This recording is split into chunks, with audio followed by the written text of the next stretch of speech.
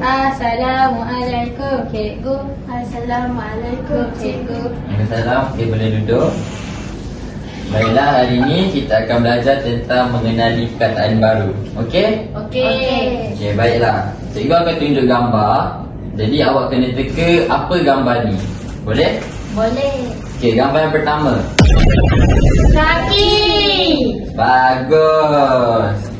Gambar kaki. Okey, sekarang cikgu akan tunjukkan awak perkataan dan awak kena bagi tahu cikgu perkataan tu maksud dia apa perkataan tu. Okey? Okey, perkataannya Kaki. pandai. Jadi mari kita eja kaki sama-sama. Okey? K-A-K K-A-K. K-I-K K-I-K.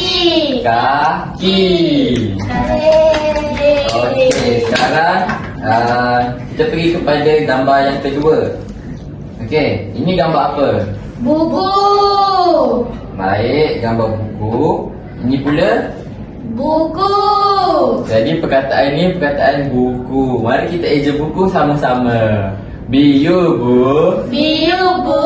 K-U-Ku Keyuku. Bu. Yes. Yes. Yes. Yeah. Kemudian gambar yang terakhir. Ini gambar apa? Bola. Bagus. Okey, cikgu bagi perkataan dia. Ini pula perkataannya apa? Bola. Jadi kita eja sama-sama ya. B-O-Bo B-O-Bo. L-A lah. L-A lah. Bola. Bola. Ya, pandai sekali. Nampak? Awak bukan tak pandai. Awak pandai tapi awak Malas. Ya. Okey, itu saja untuk kelas kita hari ini. Terima kasih semua. Hai.